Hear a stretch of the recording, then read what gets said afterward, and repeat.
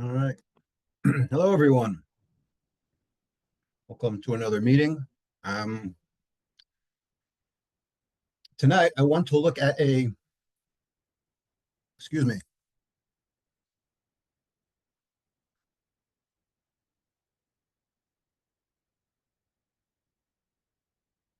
I'd like to look at a Gemara on Shavuos Daf Yud Amud Beis.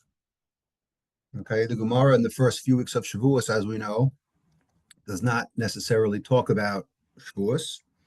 We have to wait another few days for that. In the meantime, the Gemara skips between various topics unrelated to each other. So I figured I'd take a topic out of left field, something we haven't discussed as far as I could remember since the inception of the Shir. And let's see how it goes. So we're up to 10b. The Gemara talks about Kudshim. Okay, we have one of the topics that we spent a couple of days on last week was regarding Karbanos. Okay, a little dry, but we'll try to spice it up. No pun intended. Amar Ula Amar of Yochanan. Tamidim shalahutzachu letzibor niftin tamimin. Okay, this is a rule that Rav Yochanan says that when it comes to the karbanos that were bought during the year, the way it worked is that the karbanos were purchased from money that was raised, right? Kind of like today, you raise money, right, for your shul. So there, they raised money for the Beis Hamikdash, and every year they would collect money for a certain cause, and that money had to be used for that specific cause. So money that was used to buy sacrifices, for example, every day they would bring a karban tamid, which means you would need 104 tamidin for the year, right? Because they were bought twice a day, 7 days a week. The rule was that it could only be purchased for that specific year. So if you had an extra korban that was bought for money not rationed for that year, it wasn't allowed to be offered. Okay, it's kind of like what we have in accounting. Our fiscal year ends December 31st. So their fiscal year ended Aleph Nisan. Okay, Aleph Nisan was the Rosh Hashanah. So if for whatever reason Rav Yochanan says that there were karbanos that were makdish during the year, okay, bought for a specific reason, they became kadosh, and they were left over, okay, and they weren't needed on a daily basis to be sacrificed. So the rule is they are niftin tamimin. They are redeemed, okay? They are redeemed as whole, meaning usually you could only redeem an animal if it has a blemish. But here, Rav Yochanan teaches that even if it doesn't have a blemish, you're still allowed to redeem it. Okay, that's the rule of Rav Yochanan. So the Gemara goes on to say, Yosef Rabba v'kamer leila hashmaita. So Rabba went on to say this ruling. Amalei Rav Chisda said, Rabba, hey, I just heard what you said. Man sayis lach ul Rav Yochanan Rabach. How do you know? Meaning, where? How could you listen to your teacher Rav Yochanan regarding this halacha? After all, there's a problem. Where exactly did the kedusha go? Meaning, these animals were purchased with money, and as soon as they were purchased during the year, they were automatically stamped holy, okay? And they had to kept in that state. So since they were considered kadosh, they have this kedusha that can't dissolve.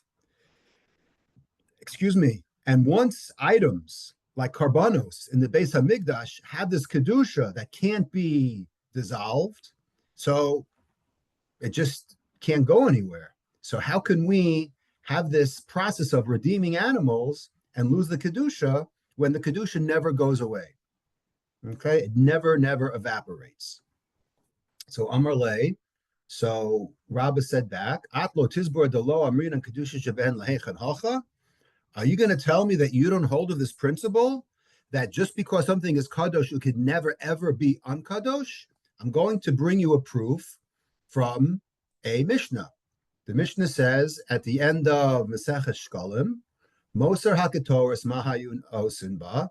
Here we have a case of not animals that were extra at the end of the year, but we're referring to Ketores, right? Ketores, as we're going to see, was bought in the Beis Hamikdash, okay, incense that was bought, and it was similar to karbanos, meaning that it was purchased with money that was raised, and you theoretically shouldn't have any extra.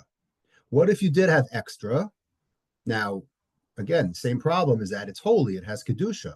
So mahaya osinba, what did they do to it at the end of the year? So the Gemara says, "Mafrishin mimena schar ha'umnin, u'machalin osa almosa umnin." So here's what they would do. This is what they call in the finance world today an exotic swap. Okay, in order, again, the objective here is to take the kedusha out of the ketores. So how would you do that? So the Mishnah in Shkolim says that they would have on an ordinary basis, they would have carpenters that worked in the Beis Hamikdash. Okay, so at the end of the week, they need to get paid. So what they would do was they would take the money. Okay, they would separate the cash that they would ordinarily pay for their payroll on Friday. Okay, and that cash was not considered holy because after all, it came from, right? It came from the pot. So there's no holiness because that money is used to pay the workers. Then what they would do is they would take the ketores and they would swap it on that money. Okay, meaning that they would transfer. Okay, they would transfer the they would take the ketores, right, and they would make it chulin by transferring the kedusha to the cash that would have been used to pay the workers. Now the cash is holy and the ketores is not holy. So how do you pay the workers now? You would pay them. They would give, instead of giving cash to the workers, they would pay them in ketores. Okay, they would give now the ketores to the workers on Friday for the payroll. That's step 3. And then the Mishnah says, they would then repurchase it. They would repurchase the ketores because people don't want to get paid in ketores. So they would buy the ketores back with the money coming from the new collection of funds that they were going to get for the coming year. So then that means that the money is now used to make the ketores holy, and now that the money is chulin, they would take that money and they would pay the workers with it. Sounds very, very complicated. I'm not going to review it, but basically they figured out a way how to make the ketores cool, how to make the ketores not sanctified. They took out the kedusha from the ketores by this 3-step swap process. Okay, so what does that have to do with anything? So the Gemara asks a similar question that it had regarding the karbanos. The Gemara said, "Va'amai, how could this work?" To say that what? To say that we would, at least in the beginning, give the ketores to the laborers, right, to the carpenters as their payment, right? Where did the holiness, where did the kedusha from the ketores go? Remember how we said in the beginning that as soon as they were purchased, the ketores became holy, right? Where'd that holiness go? It can't just evaporate. So that's another question. So getting back to our Tamidin, so Rabbah said, it's not the first time that we see that kedusha just evaporates. We have a second case where kedusha evaporates. So Amar Le, so Rav Chisda said, Ketores Kamrit, you're asking me a question from Ketores? Shani Ketores, you can't bring a kasha from Ketores. The Gemara ends off next page on Daf Yud Aleph Amud Aleph. The kedusha is damim, because Ketores has something called kedusha sadamim. Basically, there's kedusha saguf, something like an animal that has inherent kedusha when it becomes sanctified to the Beis Hamikdash. So that itself becomes holy. However, then there are objects that only retain a partial kedusha. Why? For example, if I consecrate a computer to the Beis Hamikdash, right? So there's no holiness per se in that computer. It can do things for the Beis Hamikdash, but it only has a kedusha in its value, not in the actual object, as opposed to an animal that has kedusha in the actual object. So here, the Ketores doesn't have 100% kedusha, and Rashi explains. I'm reading from Rashi. He says, "Ein ba'ela kedushas damim shalacha mitrumas halishka." It only has kedushas damim because it came from money that was raised. Aval b'kli lo kacha. The reason why it's not 100% sanctified is because it's missing one step, and that step is the lo kidsha, the tikdash kedushas haguf, the machteshet shenishcha ba lav kli sharasi. Because the way it worked is that they had a grinder, right? Like today we have a food processor that takes all the ingredients and makes it into, right, and makes it into the final product. They had something called a machteshet, and that grinder would take all of the, as we're going to see, 11 spices, okay, and once it went into that grinder, then it was imbued with kedusha from the kli, because the rule in the Beis Hamikdash was once something went into the kli is mekadesh everything in it. Without the kli, it's not holy yet. It's just ingredients together. Once it goes into this kli, the kli is what seals the deal, and it is imbued with kedusha. And that's the way the Gemara ends for that particular subject. It goes on a little bit more, but for our purpose, I thought it would be valuable to talk about the mitzvah of Ketores, only because Shavuos, at least the first 3 weeks, is a very dry mesechta, and we need to find, sometimes you have to search to find interesting things to talk about, right? It's not like Sanhedrin and Makos, where every page you have something exciting. So here, right, we need something to talk about. So we're going to talk about, because the Gemara brought it up, we're going to talk about Ketores. So where in the Torah are we introduced to the concept of Ketores? So if you look at the end of Parshas Tetzaveh, okay, at the end of Parshas Tetzaveh, the Torah says the following pasuk. It says, open it up.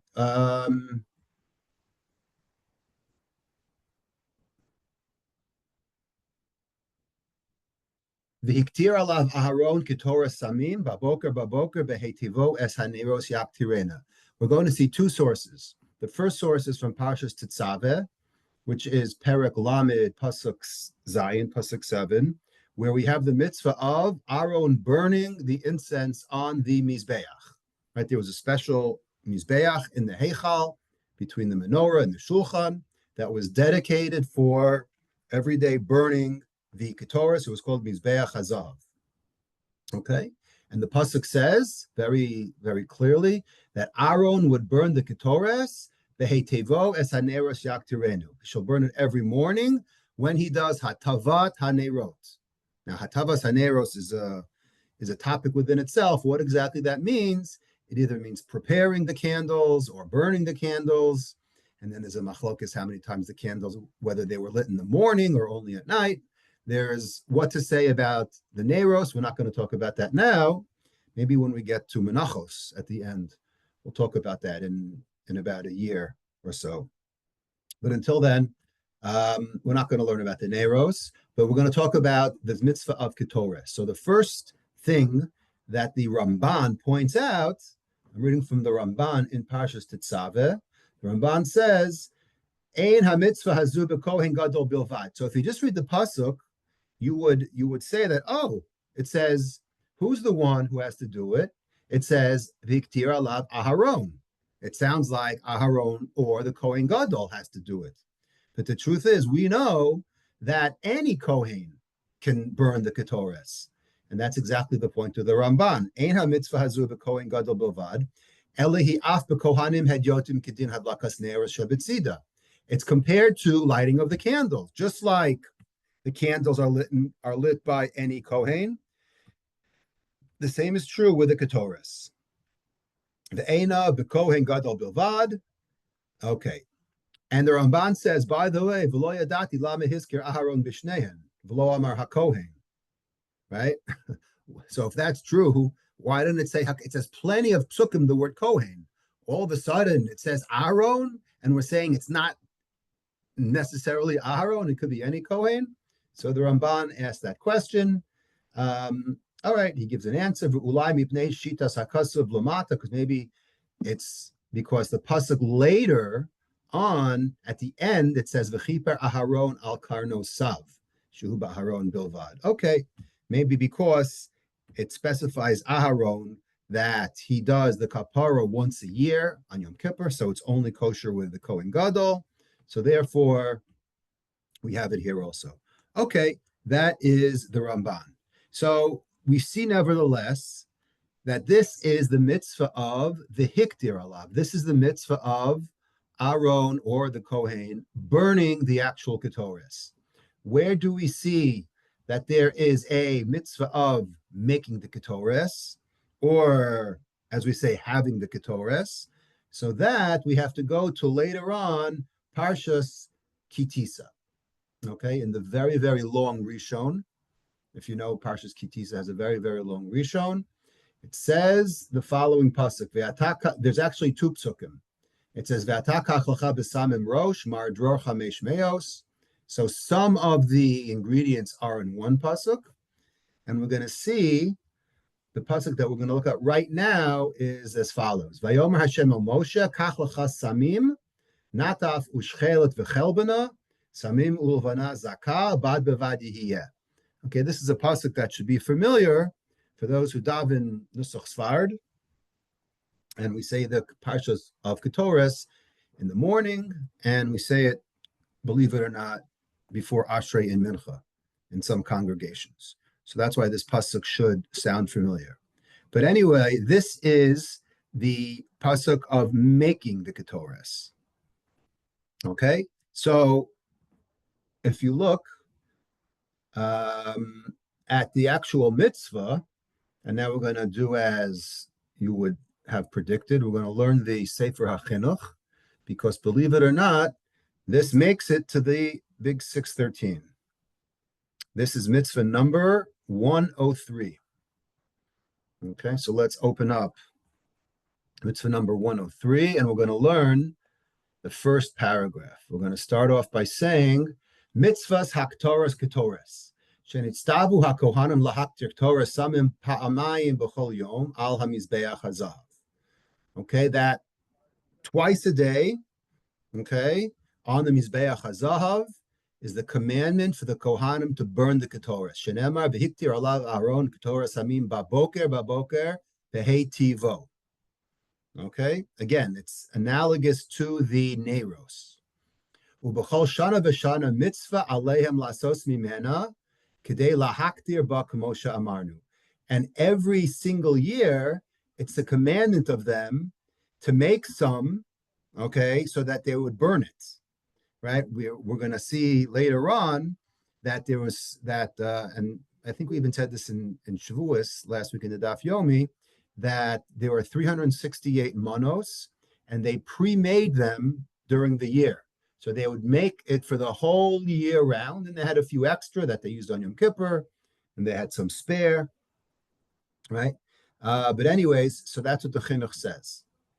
Now here he says of an important line, Va'asiyata v'hamitzvah shenaset ba b'chol yom nechshav l'mitzvah achas. Right? We saw two sources, one from Tetzaveh that talked about burning, right, the Ketores, and one from Kitisa that said to make the Ketores. And it's of the opinion of the Chinuch that these are all together one mitzvah. L'fisha sof mitzvah sasiyasa eina el lahaktir ba. Because the whole reason why you're making it is not to sell it, is not for it to sit around. Its sole purpose is to burn it on the Mizbeach.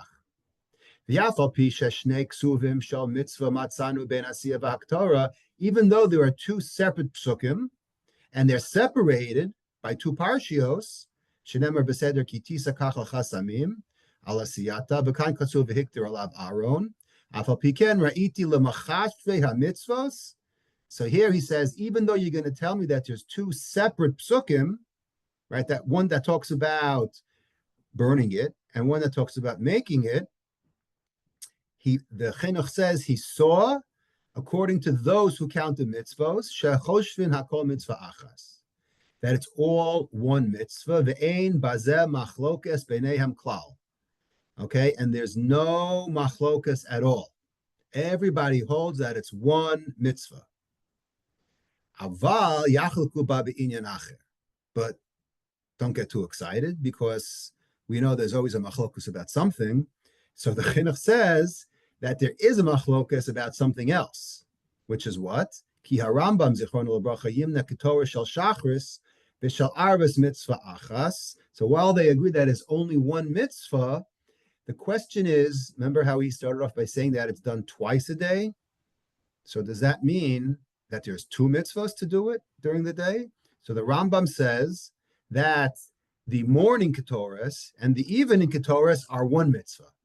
The Ramban, Kasav Shehen Nimno Shtayin. The Ramban in his Cheshbon, right? We know that everybody has a different counting. The Ramban says that in fact there are two mitzvos. Okay, V'rayasav b'sifro, and he proves it in his sefer. So the chinuch here quotes the Rambam and says that it's in fact one mitzvah, and he gives his reason, which is what? Again, his reason is, well, because the whole point of making it is to burn it. Okay, sounds very reasonable. And in fact, if you look at the Rambam in his Shoresh HaMitzvah, he actually says that. What does he say? He says, Da, you should know, Kipamim Yavo Tzivuyin Betorah. Sometimes there are commandments in the Torah. I'm reading from the Rambam, Sefer HaMitzvot, Shoresh 10. Okay? He basically gives rules and regulations in how he counts his mitzvos, right? As we just said, everybody has a different cheshbon. So the Rambam justifies the way he got to 613. So he says sometimes you'll find that what? These commandments appear, but the commandments aren't really commandments. But what are they? They are what we call a preparation. They're an introduction, preliminary, so to speak, to the mitzvah. It's an introduction as to do this commandment, how exactly you do it. And we'll just do one example. Right? This is from last week's parsha, Zemor. Right? It talks about what? It talks about the lechem upon him. It says you got to take soles and you have to bake it. Kihu eno ra'ui sheyimna lakicha solas mitzvah asiyas lechem mitzvah. He says that doesn't mean that taking the solet is an actual mitzvah.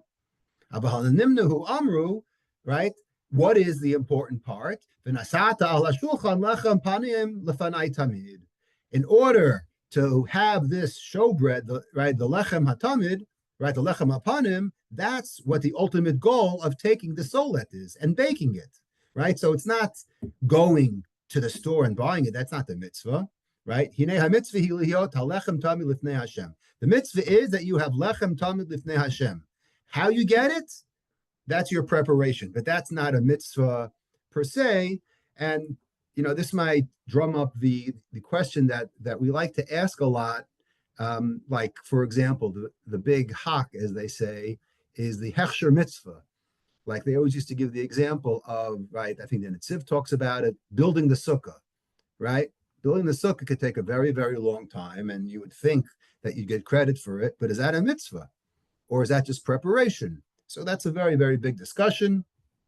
Um, but here you have something a little bit similar in that we are interested more of the goal. We're interested in bringing out the lechem apanim and not just buying the ingredients. And then the Rambam continues and he basically brings up our case. He says, "V'amru kach lecha samim, hakdama b'tzivoy levaer ech taseh hamitzvah." You should take the samim so that what? So that you should prepare it for the mitzvah of right v'haktoras right hazot me'ezeh davar yihiyah. What does it come from? V'chen kachalcha b'samim rosh lo yimna v'amna. Okay, so he goes on to say basically that when you prepare for the mitzvah, you're not going to count it twice because the preparation is the right. It's like the journey, it's like the destination and the journey. That whole discussion. So we want to, we're goal, or should we say result oriented. That's why we count it only for one mitzvah. But as the Chinuch said, the Ramban actually explains that it's two mitzvahs. Okay, so now let's get back to reading the Chinuch, second paragraph. Misharshe mitzvah zu, gam ken lahagdil kvod habayis ulihiyos ma'aloso umaroso al pnei kol adam. Okay, so now he's going to explain what is the essence, right? What's the source, right? What's the shorish of the mitzvah? Is to create this gadol, right? To create this kavod, right? For the Beis Hamikdash, umaraso al pnei kol adam, and to have this kavod and tremendous awe and pachad upon everyone. And you can't get, almost like you can't get people's attention, right? Like they say, big, right? Go big or go home. So this is his way of saying it. You could only get someone's attention. You could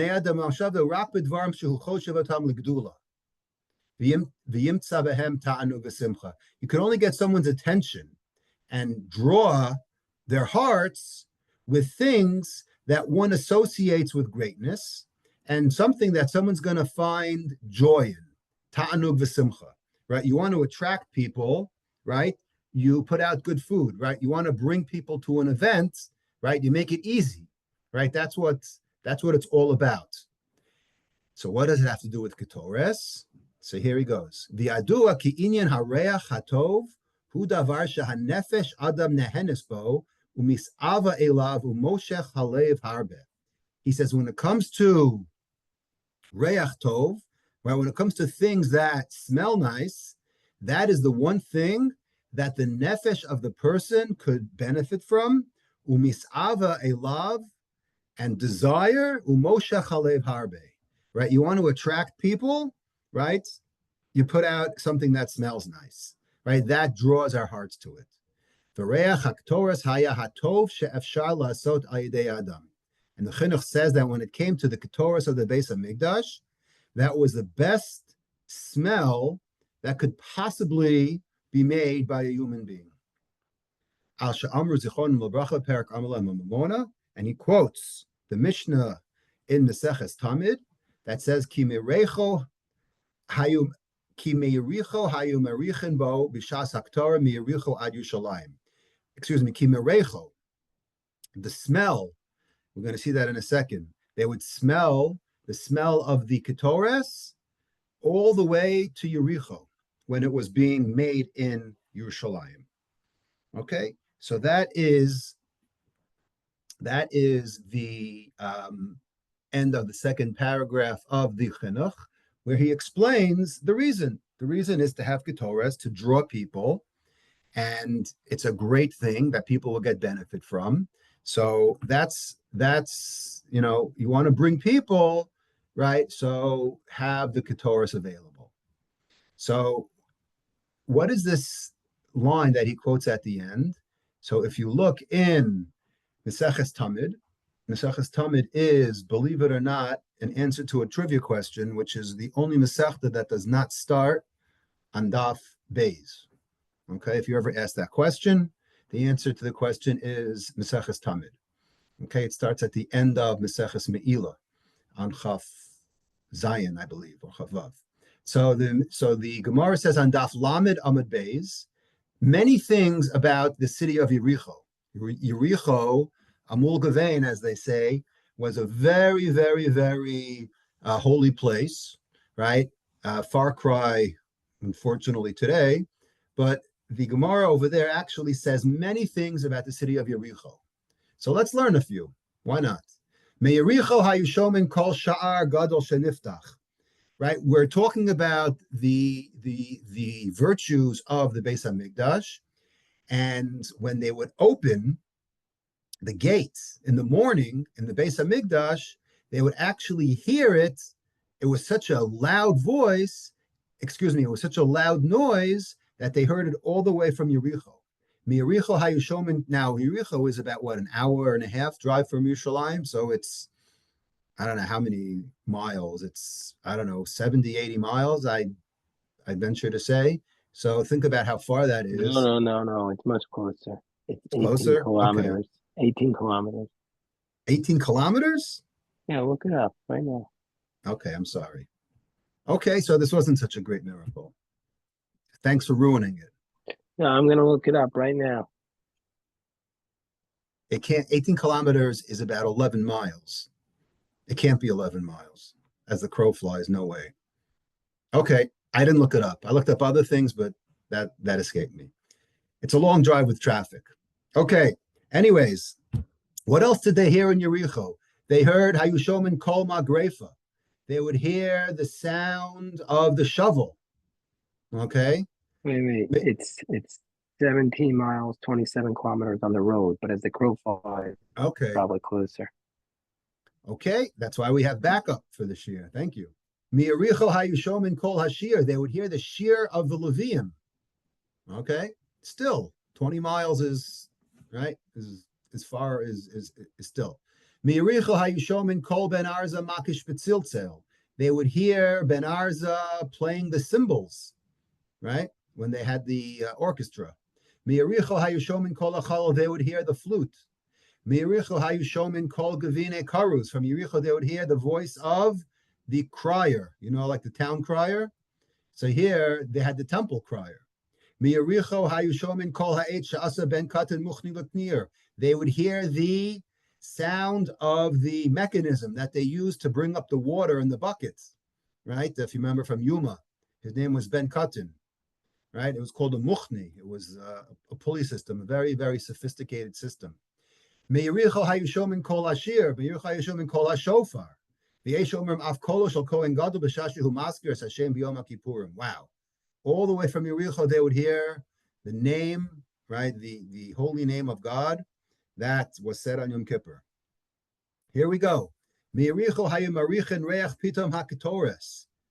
Even though it was 20 miles away, you could smell the smell of the Ketores all the way to Yericho. Amar Rabbi Eliezer ben Digloi, says Rabbi Eliezer ben Digloi, Izim hayu la'aba b'harei hamichvar. My father had cities in the cities of Michvar, b'hayu mitachos mireach pitom haketores. And the smell was so pungent that the animals used to sneeze when they used to smell the smell of the Ketores. What a beautiful Gemara. Beautiful.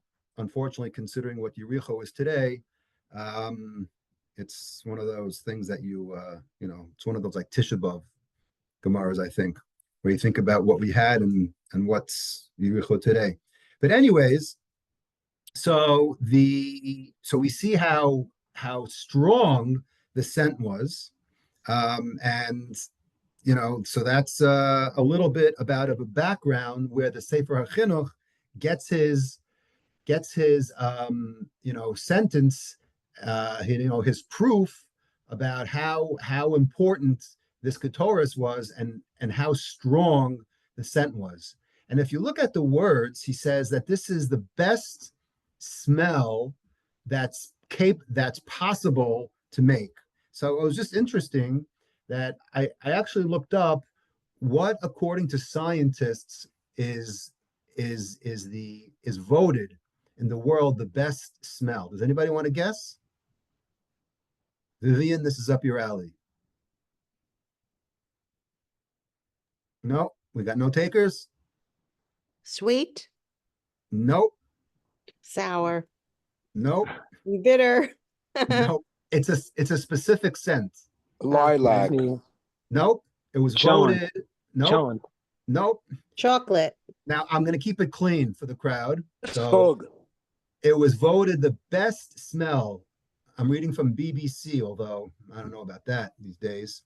When you think about your favorite smell, what comes to mind? A team of scientists from the University of Oxford think they've worked out the best and worst smells in the world.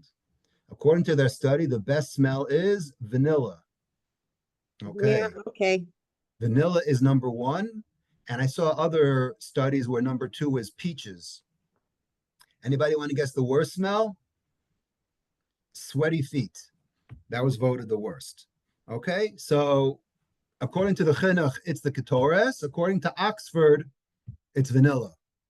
Okay. Shmuel, who do we go by?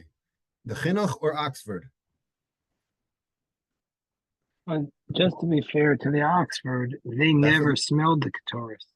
Ah, bingo. That's exactly. Now, we're not going to talk about it, but it's actually mitzvah number 110, if you're keeping track at home, is the mitzvah of not making your own ketores. It's called ubemas kuntal otasa. You can't, right? It has a copyright on it. And if you create your own ketores, mitzvah number 110 says you're chayav kares, believe it or not. It's one of the 36 krisos. Okay, counterfeiting the shemen hamishcha and counterfeiting the ketores by making it by yourself. And there's a very famous minchas chinuch on that, if you remember, that says, well, if nobody knew how to do it, then how could you do it? Right? He has a very important answer to that question is that you don't have to get it exact. If you think that you got it exact, if your intent is to do it, even if it's not 100% according to the 11 ingredients, you're still chayav kares anyway. Okay? Okay. But that's the story about that. Now, so the Chinuch gave his reason. Believe it or not, the Rambam in Moreh Nevuchim, out of all places, this is, I think, the third week in a row that we are going to quote a Moreh Nevuchim. The Moreh Nevuchim says that the reason, let me just read it inside. Guide to the Perplexed. We're in Perek Gimel 45. Ketores, Reich Naim, Mekivan Shebemakom Hamakudash Hayu Shochten Behemos Rabos B'chol Yom. Right, you see the Rambam, as we know, right, is a very, very practical person. Right, so he says, no, don't talk to me about how it's the best scent in the world and it brings kedusha and people get excited and it's a great thing for the glory of the Beis Hamikdash. That's a nice, that's a nice pshetel. But the Rambam gives a more practical reason, kind of like why we have our, lemon Febreze in our laundry room in our basement. Why? Because what was the Beis Hamikdash? The Beis Hamikdash was a glorified slaughterhouse, right? You ever think about how many karbanos they would do a day, right? If you actually think about it, it's absolutely mind-boggling what went on there. So there's blood and there's guts and so it obviously didn't smell, right? It had if you remember, the Gemara in Yuma says there were miracles about how there were no flies, but putting all the 10 miracles aside that the Gemara in Yuma talks about, because there was so much going on, says the Rambam, "B'chodchen boas v'saran, v'rochtzen boas kirbeyan, ein safek she'ilu hunach b'matzav hazeh, k'fi shehu b'li shinoi, hayarecho kareach beit mitbachayim." He says, undoubtedly, it had to have smelled terribly, right? So therefore, you needed lemon fresh, right? You needed Febreze. Lachen nitztavinu b'ol haktoros pamayim b'cholim. Therefore, you needed it twice a day, even. Right? Remember, the Rambam says you bring it twice a day. Baboker uben harbayim kidei sheyit basem recho v'reach kol bigdei hamisharsen bo. You want it to smell nice in the Beis Hamikdash, and you don't want the Kohanim's clothing to smell also, because as we know, right, like when you barbecue, your clothing stinks for a long time. So here you have the same scenario. You don't want the holy clothing of the Kohen to smell. So the Rambam gives a very, very practical, pragmatic reason of the mitzvah. Okay, so let's focus on two specific ingredients. Okay, there's a famous Minchas Chinuch. The Minchas Chinuch brings up the problem, okay, with one of the ingredients. Okay, says the Minchas Chinuch. Let me open it up. The Minchas Chinuch says, right, what were the ingredients? Tziparon, chelbana, lavona, mor, katzia, shibolas nerd, karkum, kosht, kinamon. Okay, and you know that if you say the karbanos every day. Says the Minchas Chinuch, mor laharambam, hudam hatzror b'chayet shebahodu. We're going to see in a minute that the Rambam says more. Okay, now that should ring a bell if anybody has ever lain Megillas Esther, right, 4 times in one day. You would know that more is the oil that Esther, right, Shisha Chodashim b'Shemen HaMor, Esther bathed in it for 6 months. So that's when you say more, you automatically think of the Megillah. So says the Minchas Chinuch that according to the Rambam, the more is the blood, okay, from a chaya in India. V'hu hanikra musk. It's called musk. We're not going to talk about that musk. We're going to talk about this musk. That's musk from an animal. V'hu nichnas b'shemen hamishcha. It also is an ingredient in the shemen hamishcha. V'nikra mardror. Okay? V'harayvid hisig al zeh de'ein svar she nichnas b'migdash. The Raiva jumps on the Rambam, as he often does, and says, what? You're going to tell me that you're going to bring blood from a non-kosher chaya from India into the Beis HaMikdash? Impossible. Impossible. The Daito, so the Chinuch says, okay, maybe the Raiva says, the more who mean Esev, or mean Elon, it's some kind of a grass or from a tree. Sharecho Nodef. And then he brings the Ramban, but let's just see this inside, because the Minchas Chinuch already sets this up. Okay, so let's just look at the pasuk for a second. Again, okay, so it's interesting that the Torah in Kitisa, in chapter 30, verse 23, pasuk Chav Gimel, it talks about the besamim as well as the shemen hamishcha. And some of the ingredients were interchangeable. So this mar dror that went into the Shemen HaMishcha was also part of the Besamim. And I'm going to read the Ibn Ezra, because the Ibn Ezra was one of the early commentators. He says, Umilas mar kasha. He says, first of all, the word mar, what it means is very difficult. The Hagaon, and he quotes the Gaon. So anytime the Ibn Ezra quotes the Gaon, he's referring to Rav Sadia Gaon. Targama musk. He translates it as musk. V'hinei einenu me'etzim. He says it does not come from trees. Afal pi sheyesh lo reach tov, even though it has a good scent. Ulai ba'avur zeh hifridu akasub mehabsamim. Maybe because of that, that's the reason why the pasuk separates it from the spices. Ki katuv orisi mori. He quotes a pasuk from Shir Hashirim.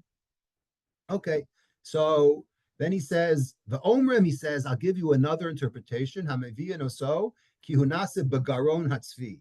Says the Ibn Ezer, some other people say it's produced in the throat of a deer. Vihine kasu viyadi nitfu more, and he brings a pasuk from Shir Hashirim, and that's that. So the Raivad, so the Ibn Ezer already, you could see he's already, showing how controversial it is. If you look in the Rambam says, where does the more come from? I am in Hilchas Klei HaMikdash, okay, the 2nd chapter. Hamor hu hadam hatzara b'chaya. It's blood that's contained in the animal shebahodu in India. Hayadu l'kol. It's world famous. Shemizbasmin ba b'nei adam b'chol makom. Because everybody, after all, uses musk for their deodorant and perfume. And I think today, we still do that. The question is, where does it come from? So some people think it comes from a muskrat. That's not correct. It comes from a special deer that's found in the east, in the Far East. Then he goes on to say, Vahakinamon, kinamon is cinnamon. Where does cinnamon come from? Hua eitz shaba mi'iye hodu. It comes from the islands off of India. Sharei, right, there's many, many islands off of India. Sharei chotov umitgamrin bo b'nei adam. It's a very beautiful, sweet fragrance that people use as gemira, which is incense. Okay, then he goes on to talk about the other ingredients, kida and knei bosem. Okay, so that's the Rambam.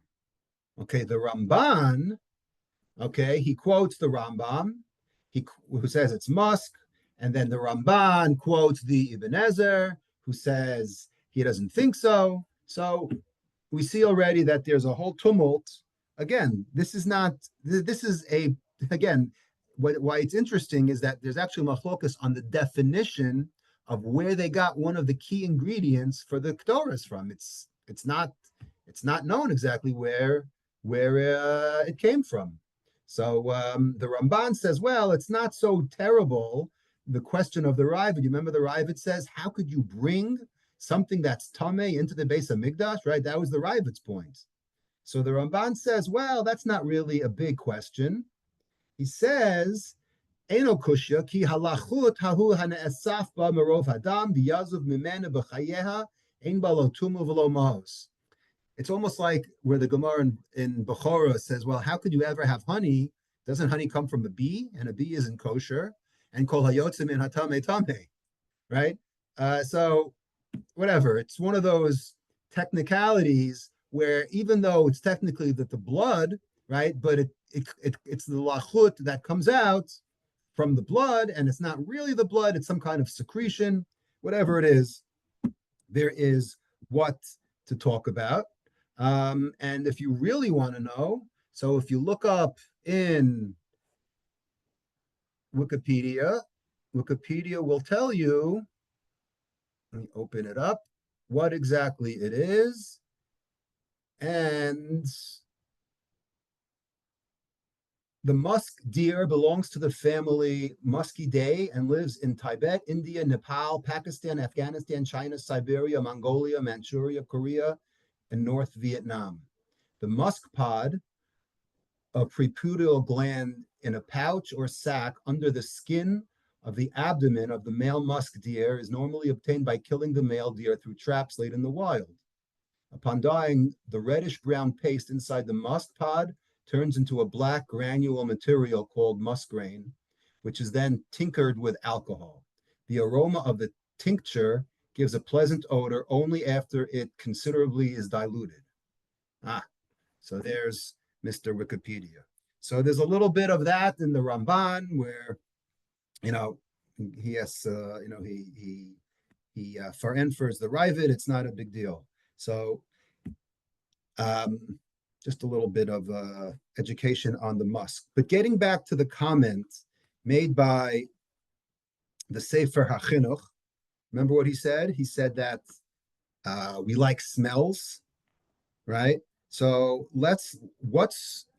he said that there's something about smell, that it's not the body that's attracted to smell, it's the neshama.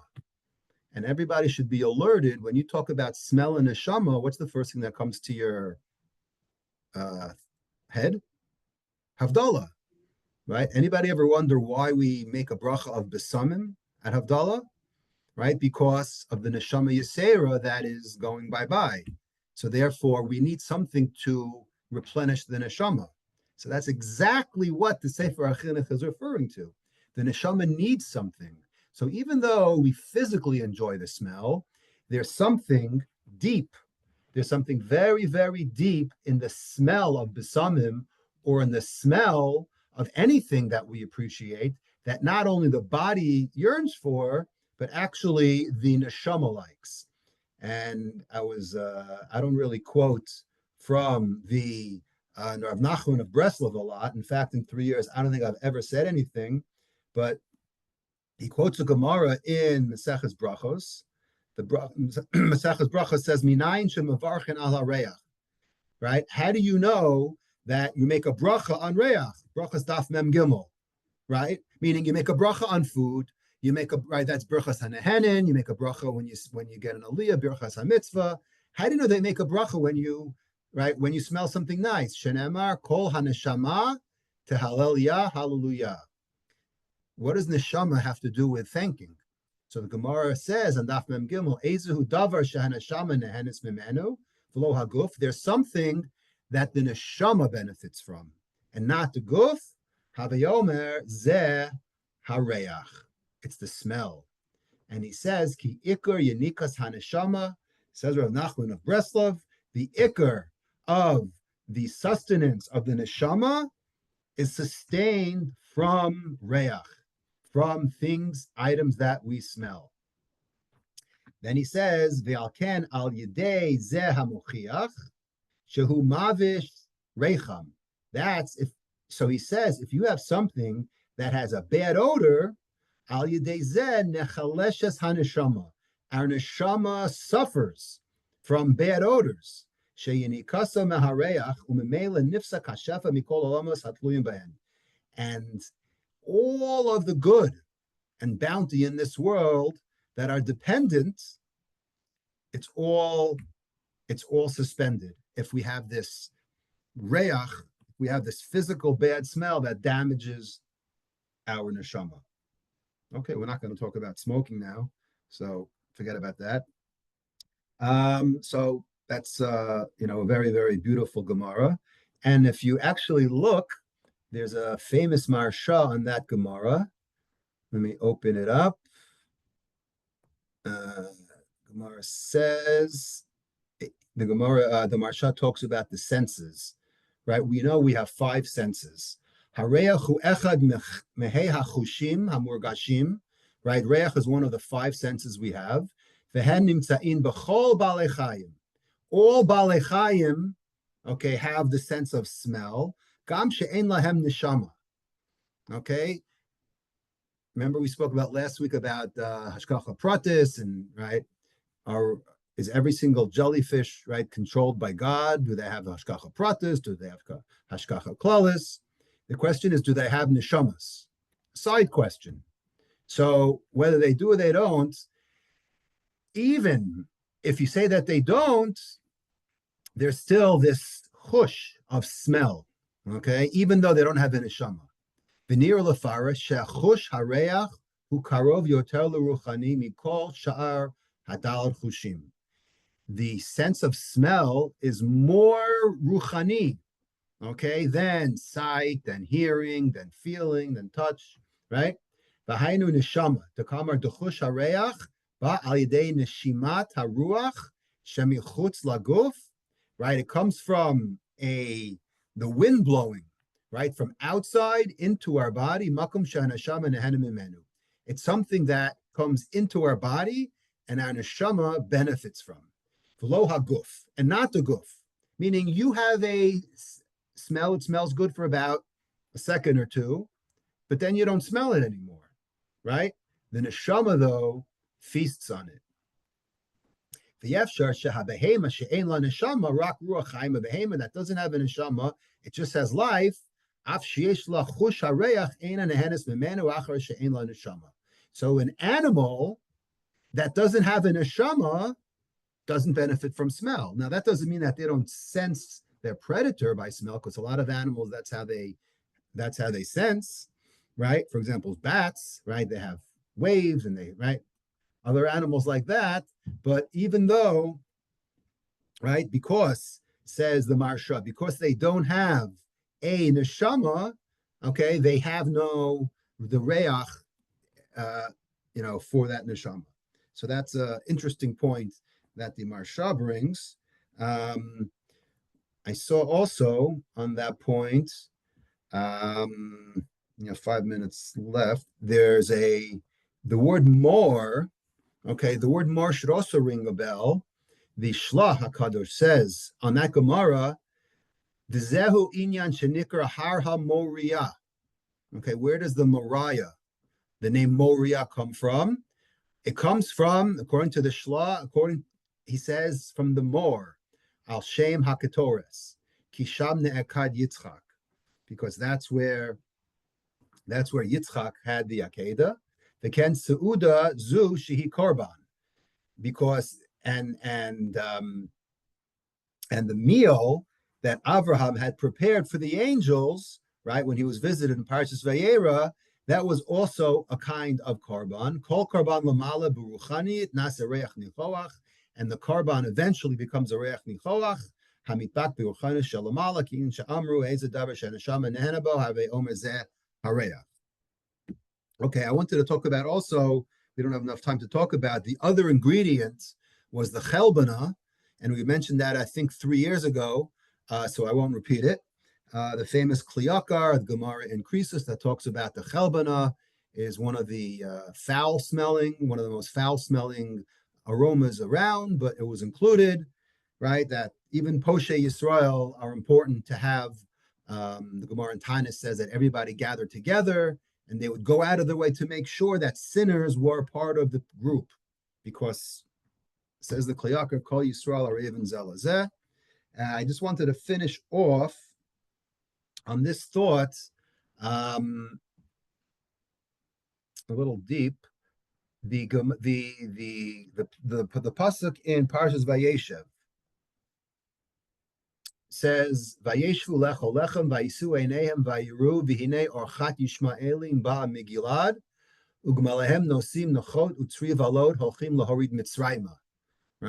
Right before Mechiras Yosef, the Torah says that the brothers sat down and they ate, and they saw the caravan, and the Torah doesn't ever say anything that's not necessary.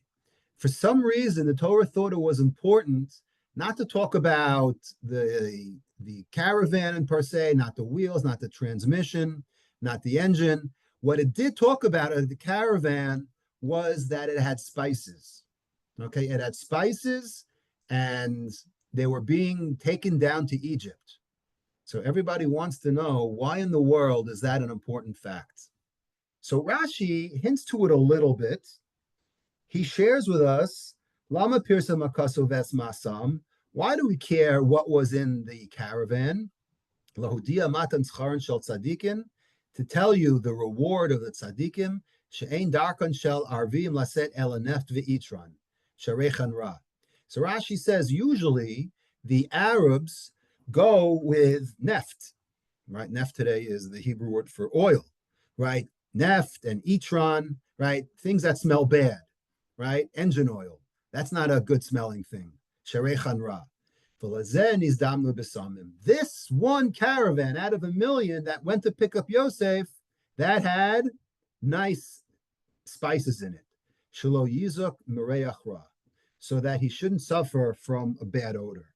And I've heard in the past, the point is much more than Rashi. Not just he shouldn't have this bad odor. I mean, if you think about what was going on at this point in Jewish history, this was the turning point.